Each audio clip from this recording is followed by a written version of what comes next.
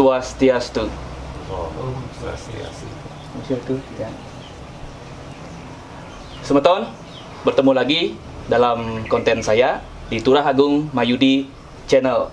Hari ini hari yang sangat baik, hari yang sangat bahagia, walaupun sedikit hujan niki. Mungkin alam menyambut niki kedatangan Pelingsir Titian niki sami. Inggih, semeton, hari ini sebelum saya akan berbagi informasi dari beliau-beliau niki yang kami dapatkan informasi dari para pengisir kami niki Ratun Titiang ring Puri Kerambetan Tabanan, benten taler Ratun Titiang ring Puri Dangin Tabanan ring Jegu, Puri Dangin Tabanan taler Ajin Titiang niki ring Jero Tambangan.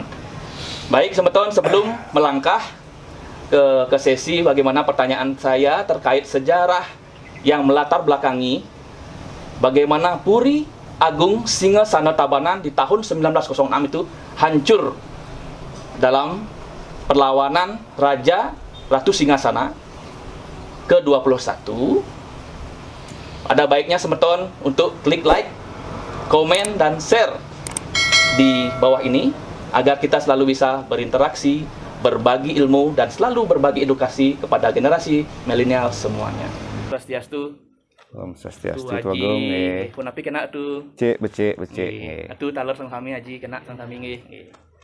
Baik, Tu Haji nggih. Titiang niki dalam konten niki Ratu ingin berbagi edukasi, berbagi informasi dengan semeton muda maupun kaum milenial dimanapun berada, khususnya di Bali gitu.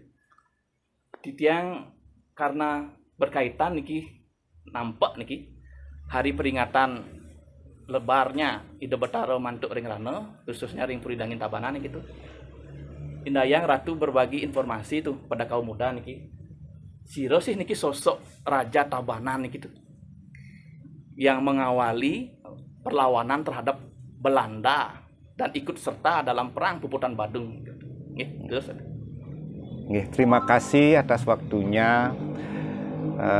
Kami juga berterima kasih atas adanya inisiatif ya dari Tuagung sebagai generasi muda sareng ajen-ajen itu rekan-rekan itu sareng sami beberapa pertanyaan yang mestinya kita jawab dengan baik dan benar karena sebuah sejarah sama sekali sebenarnya tidak bisa dibelok-belokkan dan kita sebagai generasi berbicara tentang sejarah kita harus berani menghilangkan like and dislike, suka dan tidak suka. Ya, untuk itu kalau kita berbicara sosok Raja Tabanan, kalau kita berbicara tentang babat Ratu Tabanan, di mana sosok-sosok Raja Tabanan yang kita ketahui melalui tulisan-tulisan, babat-babat sejarah, semuanya mempunyai sosok kehebatan yang luar biasa. Kehebatan yang luar biasa, di mana raja-raja kita itu dulu mempunyai karakter yang khusus. Sehingga sering terjadi konflik di suatu negara, terutamanya Singasana Tabanan. Artinya kalau kita berbicara sejarah, berbicara kerajaan, berbicara raja, ya ternyata babat kita bercerita lebih banyak sisi gelapnya daripada sisi terangnya. Nah, Tuagung sebagai generasi, sisi gelap itu jangan diambil terlalu dalam. Sisi terangnya juga kita nikmati di mana kebaikan itu berada. Kalau kita jujur baca sejarah Tabanan itu selalu konflik. Rasanya tidak ada tahun-tahun yang tenang di Kabupaten Tabanan. Inggih, Raris berbicara tentang ekspansi Belanda ke Singasana Tabanan, ke tanah Tabanan, di mana Ida Betaro Ngeluhur yang mengakhiri jabatan Ida pada tahun 1903 digantikan oleh putra beliau Ido Cokodorai 1906. di mana saat itu Ido Cokordo Rai diabise ke raja, singgasana ke-21, dengan nama agung beliau Cokordo Ngurah Agung. Ngurah Agung, di mana beliau dapat memimpin Tabanan kurang lebih 3 tahun. Kurang lebih 3 tahun ya. Nah, untuk itu dulu sebelum Ido ngeluhur banyak dulu terjadi peristiwa-peristiwa satya. Satya bagi istri-istri seorang raja. Kemudian 1903 dilarang oleh Belanda. Karena mungkin hak asasi, mungkin tidak tahu yang itu dilarang. Dan itu memang betul harus diantisipasi hal-hal yang seperti itu. Nah, Raris, kalau kita berbicara sosok beliau, Cokordo Rai punika titiang rasakan sesuatu yang sangat menyedihkan. Karena beliau belum sempat membangun Tabanan, mensejahterakan rakyat Tabanan, tahu-tahu beliau sudah ditimpa oleh prahara ekspansinya Belanda dari Badung ke Tabanan.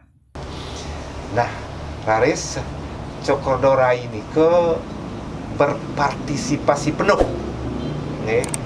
baik beliau, saudara-saudara beliau, puri-puri, minangkali puri Kerambitan, Raris puri Anyar, puri Anyar, puri Dangin, tidak terlepas dari itu, sangat berpartisipasi terhadap kejadian ring puputan Badung. Nah, untuk itulah sebenarnya beliau sebelum Belanda masuk Tabanan sudah siap-siap mengkontak semeton-semeton Ido supaya siap-siap berjaga di Buringkit. Buringkit Menguitani. Tiang tidak tahu persis posisinya, apakah di pasar hewan sekarang, tapi di mana tidak tahu persis. Yang desa ini. Ya, Tuagong mencari itu posisi titik-titik itu nanti di mana sih sebenarnya itu terjadi. Nah, itulah sekelumit itu yang bisa bicarakan tanggung jawab beliau untuk menjaga stabilitas kota Tabanan, karena beliau mendengar Belanda itu sangat agresif sekali menuju Tabanan. Baik, semeton, begitulah ungkapan ide niki peneliti titiang ring puri Kerambitan yang memang secara umum mengetahui bagaimana perjalanan atau siapa sosok dari Cokordo atau Ratu Singgasana. Baik, itu niki wenten pertanyaan-pertanyaan niki yang rangkum niki karena banyak dari semeton, kaum muda dan masyarakat pun bertanya niki. Ratu Singgasana ke-21. Beliau putra Puri Dangin. Kan? Dia putra Puri Dangin, lalu berkedudukan di Puri Singgasana. Berarti Puri Dangin dan Puri Singgasana ini kan dua hal yang lokasi yang berbeda. Antara Puri Singgasana kocap ke Puri Kantor tuh. Siapa yang madak ratu, dialah yang akan di sana dari keturunan negara. Nah, iki lalu banyak yang tanya, di mana sih lokasi Puri Dangin tuh? Kalau Puri Singgasana itu di Gedung Mario sekarang, kan? Ya kan pemirsa nih, Puri Singgasana nike di Gedung Mario sekarang. Lalu pertanyaannya, gimana Puri Dangin itu? Ya, kalau kita berbicara tentang pergantian raja-raja ring Tabanan, baik itu ring Tabanan juga titiang mentuai Puri ring Kerambitan, sebenarnya tidak ada raja yang turun-temurun. Tidak ada di Tabanan sistem raja yang turun-temurun. Siapa yang mampu berhak menjadi raja. Artinya Puri Singgasana Tabanan puniko adalah rumah negara. Rumah istana negara. Istana negara, di mana raja disediakan tempat di istana negara. Di samping beliau mempunyai rumah paguyuban tersendiri. Nah, Raris lama-kelamaan rumah itu menjadi tempat tinggal kepada generasi berikutnya walaupun tidak raja. Nah, kalau kita berbicara Puri Singgasana dengan Puri Dangin, kalau kita berbicara topografi, kangin kauh kaja kelot. Benar dak Puri Dangin niko mempunyai posisi di sebelah timurnya Puri Singgasana. Kalau kita lihat kan sana timur apa namanya selatan. Ke selatan. Bujur ke timur, selatan bujur ke timur. Nah, kalau kita mencari arah kan utara selatan, timur barat. Nah, kalau kita tarik ke selatan kan di timurnya garis itu Puri Dangin. Karena apa? Karena dulu sangat gampang sekali orang menyebutkan tempat itu sesuai dengan Desa Kalepatro. Dangin cari, dauhnya berarti cari itu dulu. Griyo dangin cari, berarti dauhnya dulu cari. Danginnya griyo. Enten itu dulu cara-cara orang.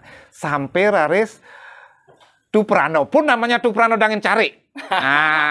Niki ya nama trennya. Lebih simpel nama trennya. Kenten. Nah, itulah. Nah, karena Puri Dangin itu boleh dikatakan generasi terakhir menjadi raja. Menjadilah Puri Dangin niko tren. Jadi tren sekali Puri Dangin niko. Kenten napi malih raris Ido Cokordo Ngurah Agung yang notabene Duk Ido Welako Ngurah Rai, Ngurah Rai di emeli raris perang, Cokordo Ngurah Rai perang. Nah, seperti itu kan? Nah, seperti itu.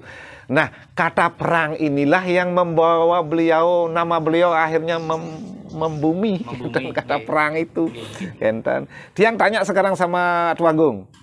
Tuagung tahu ndak siapa sebenarnya nama aslinya Ayu Ting Ting? Nggak tahu. Nah, tapi di majalah, di koran di Indonesia, Ayu Ting Ting. Ayu Ting Ting. Sebagai ikon. Nah, iya, Kenten. Makanya Titiang sebagai generasi, Tuagung sebagai nanti yang membawa perjalanan warih-warih kita itu, nama tren itu jangan dihilangkan. Nama tren itu walaupun nama Abiseka niko sesuatu nama yang kepingit. Kepingit. Tidak boleh sembarang. Orang menyebut beliau itu, karena kita generasi darah Ido, mungkin Ido sampun uning lah. Kalau kita menyebut Ido Abiseko Gusti Ngurah Agung, dan umpamanya Ido pun uning lah. Nah, itulah mungkin yang tiang bisa bicarakan bahwa Puri Dangin itu berposisi Dangin Puri Singgasana. Bila kita tarik utara, selatan, timur, barat. Nah, yang melatar belakangi ini gitu disebut-sebutkan bahwa Ratu Singgasana niki sugar pekelun Gusti Ngurah Rai Perang atau Abiseka Ido Cokordo Ngurah Agung niki datang ke Puri Denpasar tuh dalam perang Puputan Badung nih. Apakah ada sesuatu, apakah nanti Mas Meton atau ada janji sebelum itu ternyata tuh antara Tabanan dan Badung nih kok. Nah, niki lagi gede si Romanten saat ini ngiringan semeton Puri utawi jeru tadi nyarengin. Waktu itu kalau kita berbicara tentang Belanda dan masyarakat Tabanan, otomatis kita mempunyai napi wastana jiwa yang heroik. Di mana beliau, kita kan sudah ketahui bahwa Tabanan Badung niku satu kesatuan yang utuh sebenarnya, satu kesatuan yang utuh, di mana sampun diakui bahwa kewentenan napi ada ratun-ratun titiang ring Denpasar, ring Badung itu adalah mawit saking Tabanan. Mawit saking Tabanan. Karena didengar oleh beliau bahwa ada kejadian yang sangat menyedihkan sekali tertimpa kepada Puri Denpasar, Puri Denpasar yang berkedudukan dumun ring Kertosabo. Kertosabo, dah itu dulu mendengar beliau itulah menjadi sesuatu cetusan. Karena beliau menjadi raja di Tabanan, sehingga apa kata raja untuk melakukan suatu hal yang penting bagi menjaga Tabanan dan juga menjaga Semeton Badung, ya keluarlah Raris inisiatif untuk menjaga Tabanan di Buringkit, kemudian ingin tahu apa sebenarnya kejadian rerebung perundingan antara Belanda dan Raja Badung.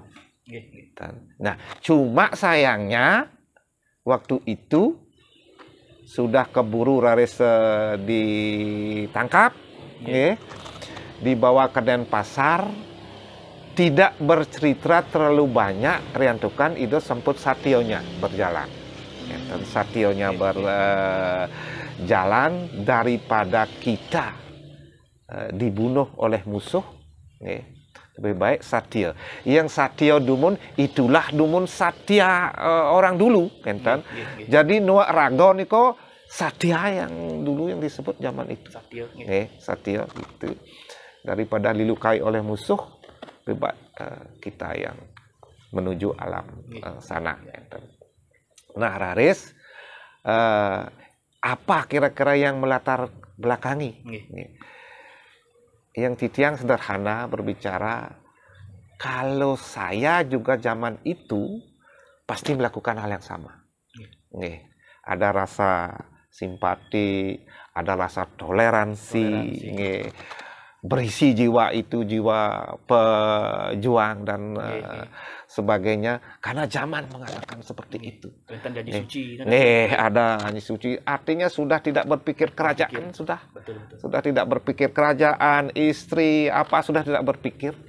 Kenten kebanyakan oleh cerita Itiaso itu seperti itu. Kalau sudah perang di Kurukshetra, ya sudah kita tinggalkan yang namanya istri, ya materi dan sebagainya. Nah, itu. Nah, kalau kita telusuri nanti, sebaiknya nanti Tuagung juga untuk lebih tajamnya tentang sejarah Ido, detailnya sejarah Ido, lebih baik nanti kita tuangkan dalam tulisan. Tuangkan dalam tulisan sehingga apa yang Tuagung nanti ke depan ceritakan, ada dalil, ada logika, ada sesuatu yang namanya inspirasi yang nanti bisa menumbuhkan rasa-rasa sejarah bagi generasi. Karena generasi makin, untunglah Tuagung masih berbicara tentang sejarah kita. Mungkin cucu kita sudah menganggap hal itu tidak relevan lagi. Nah, tapi yang namanya sejarah akan selalu nemu gelang, dari generasi ke generasi. Swastiastu itu. Ya, gede nyarangin yang belum nih. Nabi sana kota bawa ring. Gua deh sampun cakep sedawatan dan nah gede sananya di daun mantap motor deh jero tabangan itu dan lalu kerambitan kuliahnya kok wadah nih kok sari kepang nih. Nah, kota biasa deh, kota kulit angin, sampun putran, itu asane melopati ya, sampun di, aman tadi konya. Tiang gede niki tambahkan, ada beberapa petinggi, petinggi puri sana nyarangin, tabek pekulun saking kerambitan, ide putu oke. Ide putu oke, ide mepesingan, ide putro kasunu. Raja ke-10 ring Tabanan. Raris penglingsir Purianyar, penglingsir Jero Tambangan. Nah, artinya tidak sebatas itu. Banyak ulaka, banyak juga yang sana nyarengin, banyak. Dan itu pun tidak satu jurusan berangkat ke Denpasar. Ada melalui desa niki, ada melalui desa ini dan sebagainya. Kente tersebar itu. Enten karena juga kenapa begitu? Karena juga supaya tidak diketahui juga oleh Belanda, kan? Nah, zaman itu sedikit menakutkan, begitulah, kan? Sehingga terpencar, kan? Sehingga terpencar. Ya sudah, disebut, nggih. Untuk semua Ratu, untuk tentang niki informasi dan jawaban atas pertanyaan pun niki, Ratu. Nah, lanjut niki itu Satya wau tiga pada niki kan. Wenten juga dengan putra beliau saat nikah, kan? Nggih, kalau memang bisa disebutkan terus disebutkan, dan nikah kan urusan itu juga kan beliau nikah yang masih hidup diasingkan ke Lombok, kan? Nah, setelah nikah dilanjutkanlah dengan perjuangan adik beliau niki Ida Sugro Pekulun Sagung Ayuwah Indayang Ratu sedikit memberikan informasi. Pada suatu malam, waktu sudah beliau berada di Puri Denpasar, hujan deras luar biasa. Hujan deras luar biasa. Sudah itu pikiran Ido kocap, kacau balau.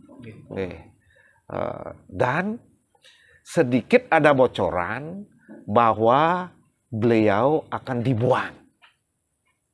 Kalimat seperti itu, akan dibuang ke Selong. Kemana tidak jelas. Kemana tidak jelas, kan?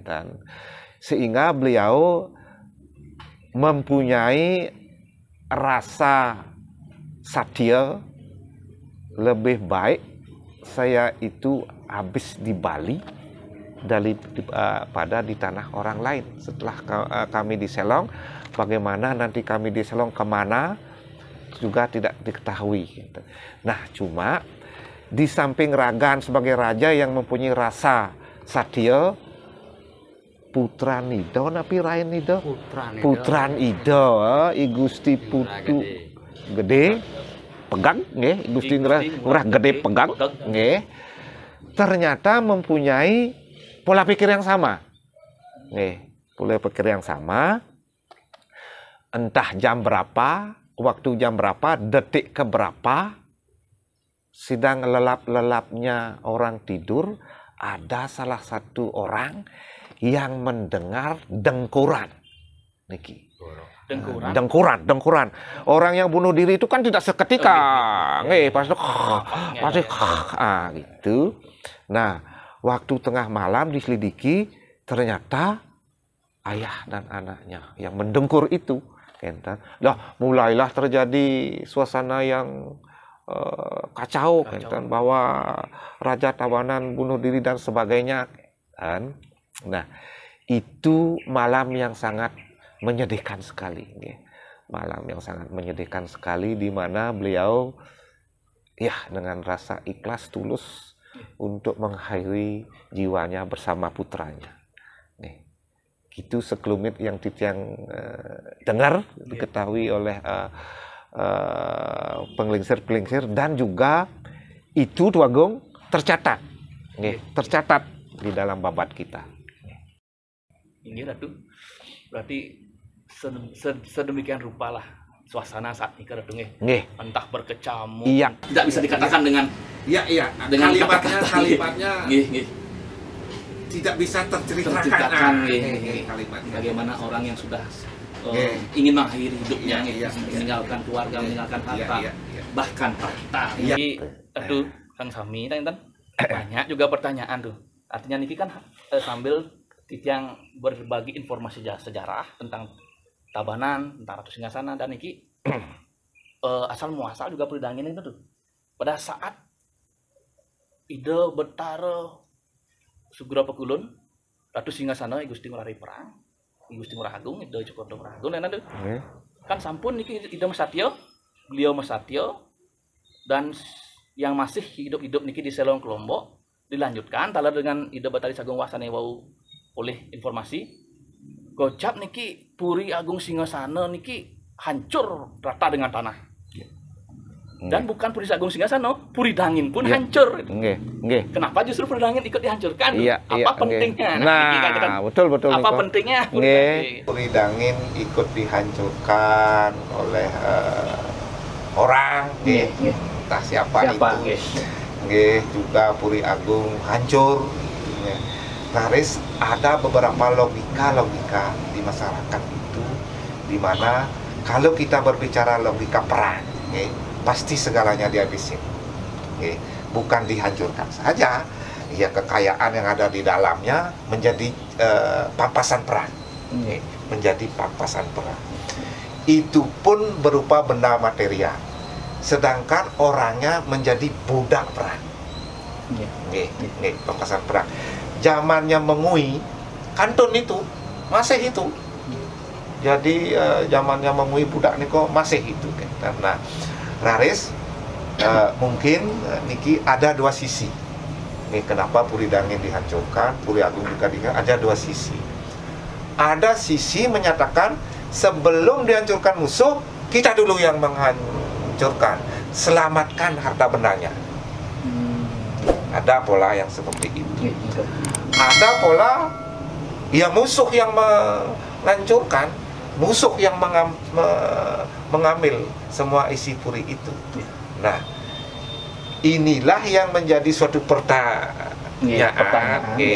Karena versi Badung, sebelum itu diserang Puri Badung, dibakar dulu sama kru Puri di dalam Puri itu. Makanya bahasanya puputan, habis-habisan. Iya, dibakar dulu. Jadi istri-istri yang ada di luar Puri tidak boleh masuk Puri. Tidak boleh. Nah, orang-orang yang ada di dalam Puri, cenik kalih tua bajang, terjadi satya yang ditandai dengan niki kain putih. Ini putih. Nah, waktu itu berangkatlah ke Puputan. Kemudian Belanda itu bengong. Loh, kenapa saya tidak diajak perang? Bengong ini. Iya. Kenapa saya tidak diajak perang ini? Ya ternyata sudah mungkin wenten kesepakatan di dalam Puri bahwa kita lakukan Puputan, bunuh diri. Satya bahasa Jawa kunonya. Sebelum beranjak, kita akan ajak semeton melihat ada bukti-bukti sejarah waktu perjalanan Sugro Ratu Singgasana ke Denpasar berupa pakaian-pakaian beliau dan tedung. Baik semeton, kita ikuti, kita lihat bagaimana bukti itu.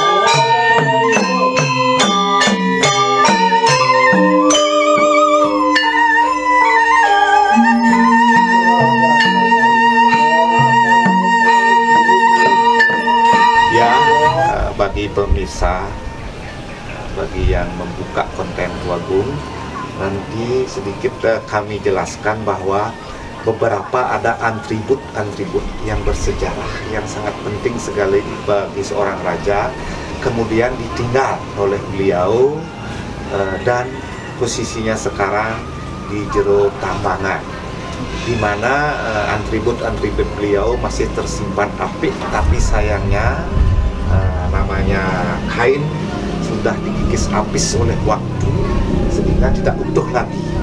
Jadi kami sedikit bahwa inilah pakaian-pakaian beliau yang memang dulu zaman dulu ini adalah baju sakti, anti peluru.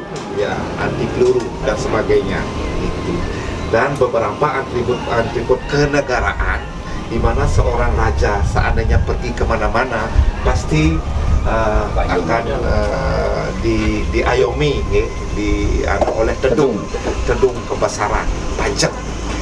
Katanya tedung inilah yang dibawa dari Tabanan, Buringkit sampai ke Tanah Batu. Dan beberapa ini ada pakaian-pakaian yang sangat sakral sekali, ya, sakral sekali, di mana ada juga beberapa lontar-lontar yang isinya cara-cara yang isinya cara-cara memakai baju sakti ini, dan mantra-mantra yang harus diucapkan bagi si pemakai. Sayangnya generasi sekarang tidak pernah mencoba ini. Ya, tidak pernah mencoba. Padahal mantranya sudah jelas. Itu 6 kesaksian. Ya, ada 6 lembar. Ya, sudah diterjemahkan juga. Sudah diterjemahkan juga dalam tulisan Latin. Tapi bagaimanapun juga maksudnya juga belum sepenuhnya kita ketahui. Ya, hati-hati. Makanya disebut ajawera. Ya, cari guru untuk mengetahui yang baik. Karena kita sekarang kesulitan puniki, mudah-mudahan nanti secara inspirasi ya Sudi pendengaran gaib Haji Alifnya bisa menerjemahkan dan memakai lagi dan mengilhami. Nah ini ada The Star yang penuh juga rerajahan dengan huruf-huruf suolite, ya, dasawaksara, pancaksara.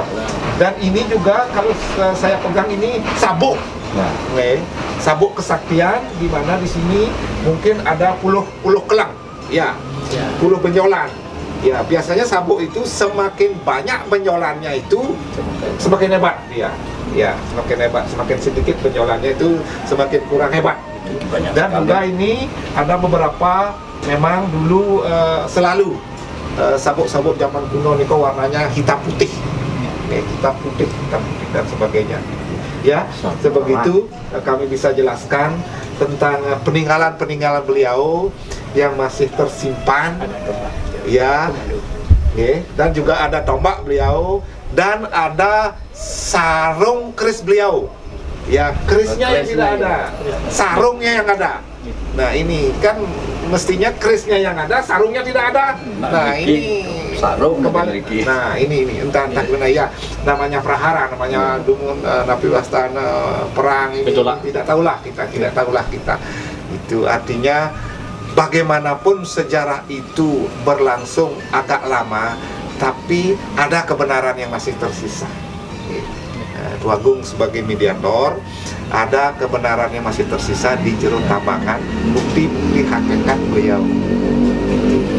Nah ini sekarang di mana atribut-atribut beliau tentu ini disimpan oleh Haji Alif di sini, di mana juga Kuridangin sudah tahu persis, Tuagung sebagai generasi muda, bahwa titik-titik yang masih tersisa untuk kita ketahui sebagai bukti beliau menjadi raja masih tersimpan, walaupun ya namanya kain dimakan oleh waktu dan sebagainya. Ini kelihatannya begini, ini sutra.